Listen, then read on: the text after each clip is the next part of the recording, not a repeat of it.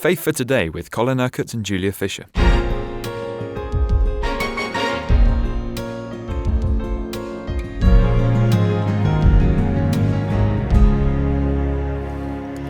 Yesterday we were understanding John's version of the death of Jesus, and we're picking the story up in chapter 19 of John. You were making the point that John he didn't put a lot of the facts that the other gospel writers put in. He just wanted to tell the story of Jesus. That was all he was interested in. That's right. And so now, what is going to happen to his body? That's where the focus is. So verse 31, now it was the day of preparation, and the next day was to be a special Sabbath. Because the Jews did not want the bodies left on the crosses during the Sabbath, they asked Pilate to have the legs broken and the bodies taken down. The breaking of the legs would just have hastened the death of those who were crucified. The soldiers therefore came and broke the legs of the first man who had been crucified with Jesus, and then those of the other. But when they came to Jesus and found that he was already dead, they did not break his legs. Instead, one of the soldiers pierced Jesus' side with a spear, bringing a sudden flow of blood and water. Why did he pierce him? Well, I expect in the natural he did that just to verify that he really was dead. He appeared dead, but, we're going to make sure here.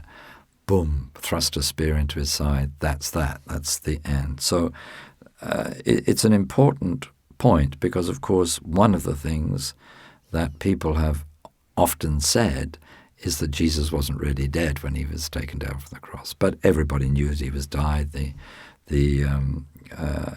that he was a dead man when he was put into the tomb. So the man who saw it has given testimony, and his testimony is true. John is here, of course, referring to himself. He knows that he tells the truth, and he testifies so that you also may believe.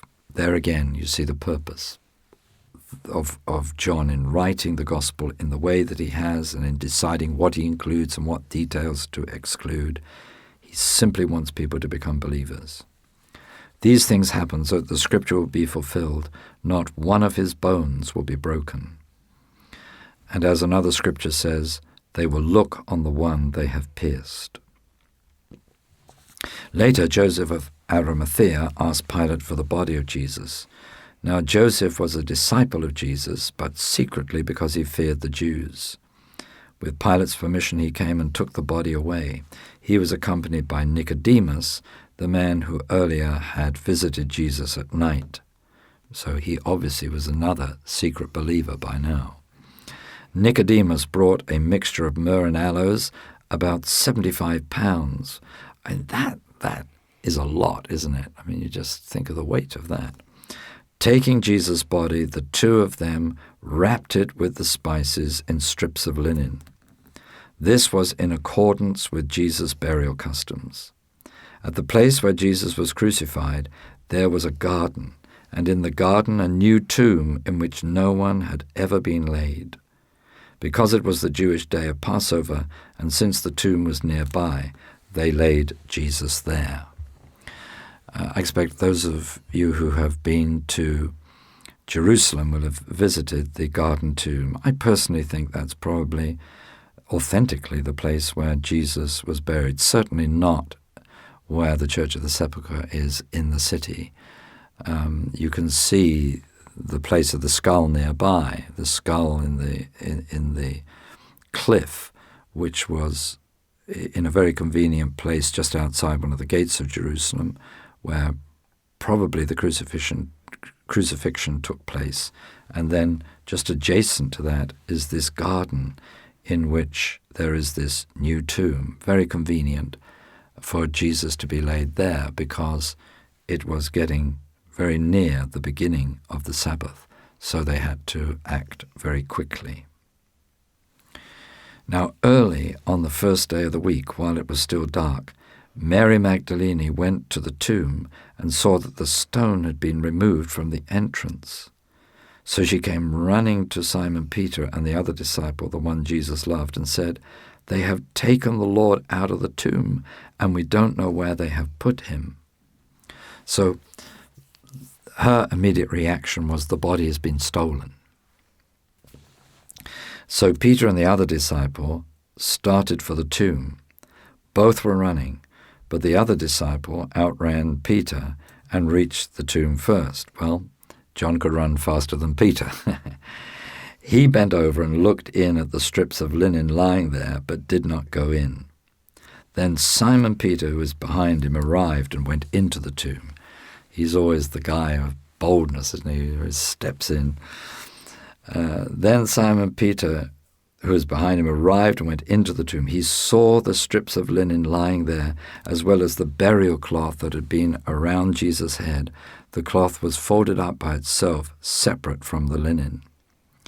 Now, if you picture this scene inside this tomb, it's like a cave, really, that has been hacked out of the side of the cliff.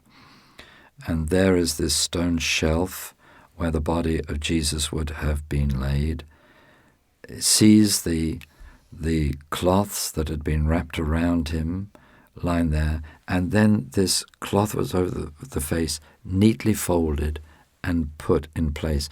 This is not the work of grave robbers. They would just have taken the body as it was. They wouldn't have unwrapped it. They wouldn't have folded up the face cloth and put it in neatly there. So finally, the other disciple had reached the tomb first, also went inside. He saw and believed. They still don't understand from the scripture that Jesus had to rise from the dead. Now, what did they believe? Very, very interesting here. I mean, what did John believe? And he believed. He believed that Jesus had risen.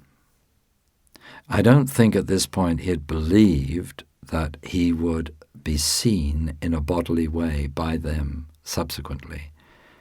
I think he just believed, well, he's returned to heaven. He's gone to heaven. He doesn't need the grave clothes in heaven, so he's left the grave clothes. He wasn't expecting to see him again. No, not at all. So, then the disciples went back to their homes. Well, there's nothing more to do. He's gone back to heaven. You see, that was the kind of attitude. But Mary stood outside the tomb crying. And as she wept, she was just crying for grief that Jesus, who she loved, she would see no more. He'd gone back to heaven, as she thought. So as she wept, she bent over to look into the tomb and saw two angels in white seated where Jesus' body had been, one at the head and the other at the foot. They asked her, "Woman, why are you crying?" "They have taken my Lord away," she said, "and I don't know where they have put him." So Mary is still in the place, well, the body has been taken. So she's not quite in the same place that John was. Somebody has taken his body away. At this, she turned round and saw Jesus standing there, but she did not realize that it was Jesus. "Woman," he said, "why are you crying? Who is it you are looking for?" Thinking he was the gardener, she said, "Sir, if you have carried him away, tell me where you have put him, and I will get him." Jesus said to her, "Mary." Now, of course, she was full of grief. She had tears in her eyes. She just saw this figure there, didn't really recognize that it was Jesus. But then there was something about the way he called her by name, Mary. She turned toward him and cried out in Aramaic, "Rabboni," which means teacher. Jesus said, "Do not hold on to me, for I have not yet returned to the Father.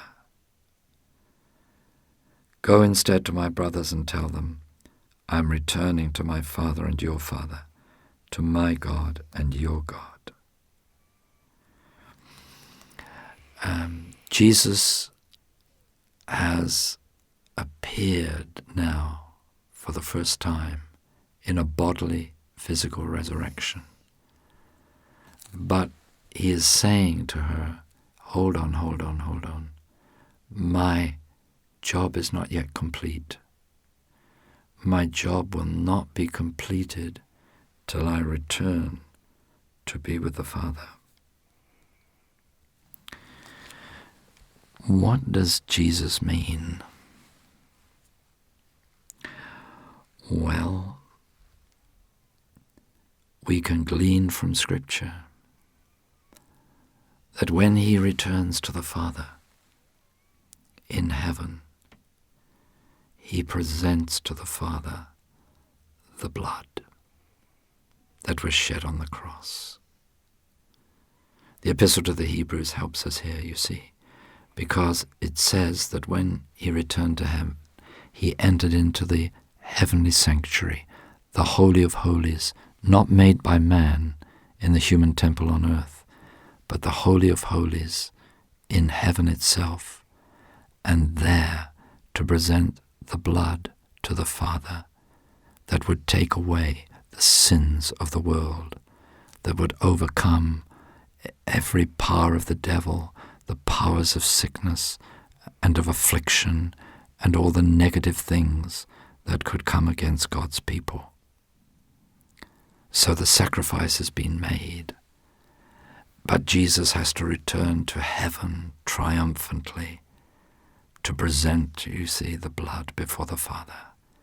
And then the Spirit of God can be poured out upon these disciples and upon all those who believe in Jesus. You've been listening to Faith for Today, presented by Julia Fisher. This program is sponsored by Kingdom Faith. For further information, visit our website, kingdomfaith.com.